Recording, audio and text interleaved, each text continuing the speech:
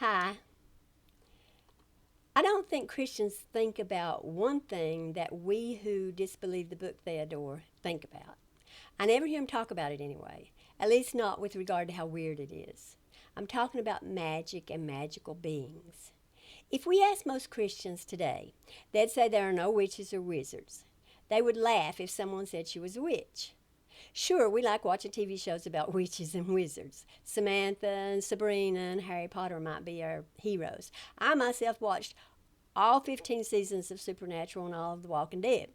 But we know there are no zombies, warlocks, or vampires that we need to fight against. However, Christians tell us that a long time ago, in a kingdom far, far away, witches and wizards and various others who could perform magic existed, and the Hebrews were told to murder them. These people were given supernatural power but not allowed to use it. Where did these magical beings get their abilities? That's what I want to know. I'm sure Christians would say it was from the devil. Yahweh gave the devil power to create witches and wizards and necromancers, I guess. Or at least at one time the devil did have the power. Otherwise, Yahweh provided this ability himself. And I can't imagine any self-respecting Christian would say that. Why would he make wizards and witches and then tell people to murder them? Well, that's a stupid question, I know. He made humans and then wished he hadn't and murdered almost all of them and then later told his special pets to murder a bunch of people. Still, it's weird. Most Christians think Satan is bound right now, so they don't believe witches and wizards exist today. Demons, yes, but not human sorcerers. I was once told by a preacher that while the spirit worked to do magic in the world, well, the person said miracles, but same thing, then demons were allowed to do their magic at the same time. So basically, the good and loving God Christians serve had to level the playing field, to be fair. If he wanted to do magic himself or have his human friends do magic, then he had to allow Satan, demons, witches, warlocks, and sorcerers to do magic as well. Maybe the purpose was to show how mighty and powerful Yahweh was when he was able to cast out demons or whatever. He set up a game with pieces on the board that he got to knock down and look amazing. Well, let me tell you something. There were never any witches or wizards. No, I can't prove that, just as I can't prove Santa Claus or Yahweh doesn't exist. But there's no evidence to support the existence of any of these supernatural beings. Yes, Christians have murdered humans throughout the years, claiming that they were witches. But these Christians were just murdering regular human beings. Still, Christians in the Bible tell us that these magical beings existed at one time. They could turn sticks to snakes, divide waters, stop time, walk on water, turn water to wine, cast out devils, heal the sick, and raise dead people. Yeah, I can hear it now. The people who performed these miracles weren't witches and wizards. These people were prophets and people of Yahweh. Right, because that's what it's all about. There was no law against any of this if it was done for or by the authority of Yahweh or to please him. The problem, as is always the case in the Bible, is when people commit these acts for or by the power of other gods or divine beings, because Yahweh's name is jealous. We all know it's true. We can murder even our own children. Steal, rape, enslave, dash babies against stones with Yahweh's blessing, and do magic. But only if it's for or by Yahweh. Evil becomes good when Yahweh commands it. Now, magic defies nature, of course, and Yahweh supposedly hates anything that's unnatural, but not when he wants it to happen. As I said, it's the same with murder and theft and other evil deeds. If he wants it, then it suddenly becomes good. When Yahweh wants magic, the one doing it is not a witch or wizard performing magic. They're a prophet or prophetess performing miracles. And that makes it okay, they tell us. Now, some Christians still believe in magic, but most don't any longer. At least not magic performed by humans. They still believe Yahweh does magic at times. Not anything big. He's not going to restore a limb or replace an eye that got ripped out. But behind the scenes, when nobody can say it was or wasn't Yahweh, things like healing a broken bone that a doctor sets or curing cancer that a doctor heals, that was Yahweh for sure.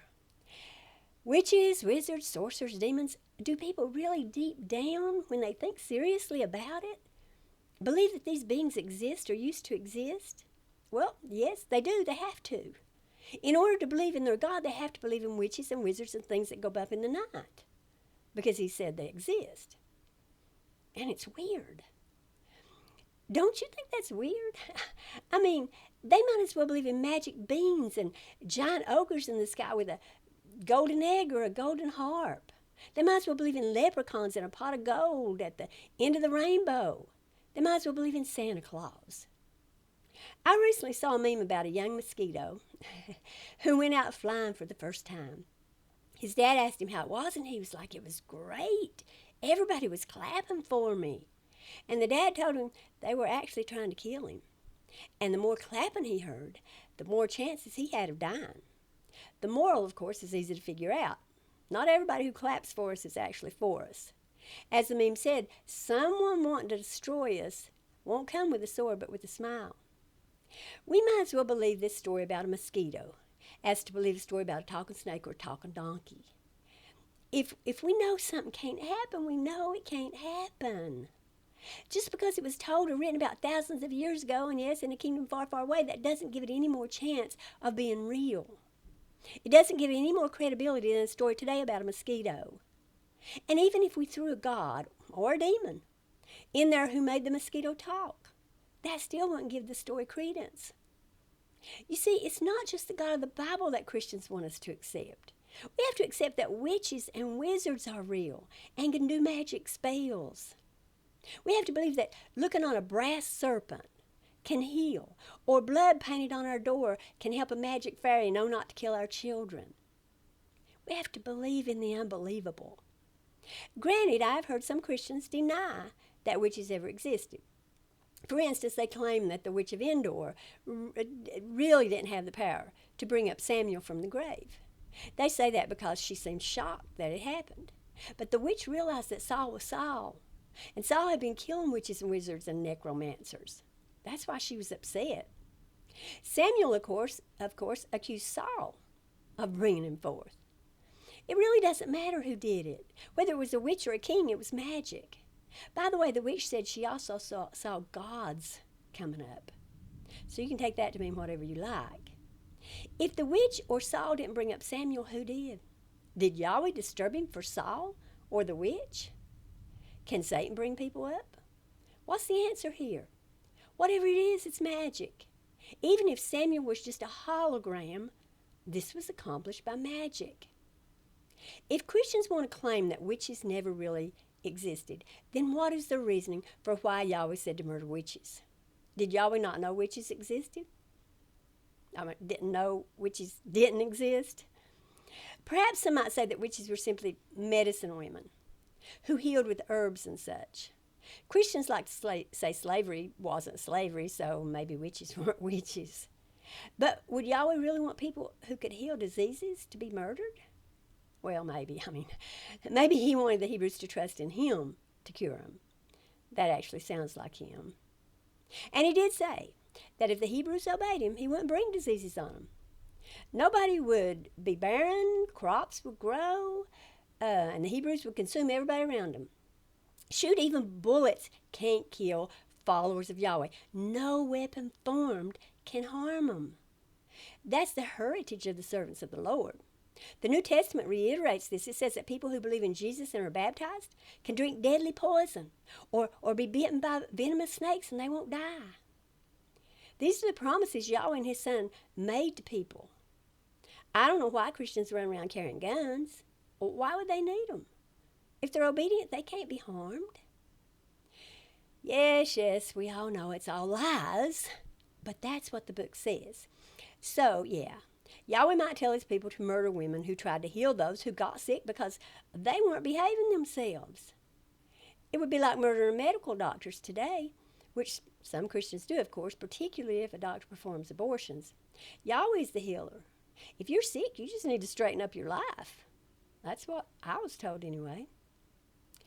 I hope you know this is not true, and anyway, I think witches were supposed to be more than medicine women, and I don't believe they ever existed. Magic isn't real. Sadly, people live their whole lives believing in it. And because they believe in magic, for instance, like a virgin's having a baby, they act in horrible ways. They treat others in a way they'd never do if they didn't think they were obligated to behave that way. Stephen Weinberg said, with or without religion, good people can behave well and bad people can do evil. But for good people to do evil, that takes religion. Now you might say, but there's a slight chance magic is real, and I don't want to be lost. Okay, let's say there's 1 in a billion chances that magic and magical beings are real. Are you really gonna base your life on that? Will you condemn others, disown your children, approve of murder and slavery and theft, and believe in witches and warlocks and murdering for a God whom you also don't know exists? On that kind of chance? Seriously, will you give up a relationship with your own children in order to continue believing in magic and to save your own skin? A friend of mine, John Coister, wrote, "Isn't it strange how some people waste the few moments we have being alive on what might happen when we expire? Tossing away this life for a future that is little more than a concept seems to be a very high price to pay for a false sense of hope." I agree. It sure seems a high price to pay if we lose our children in the process.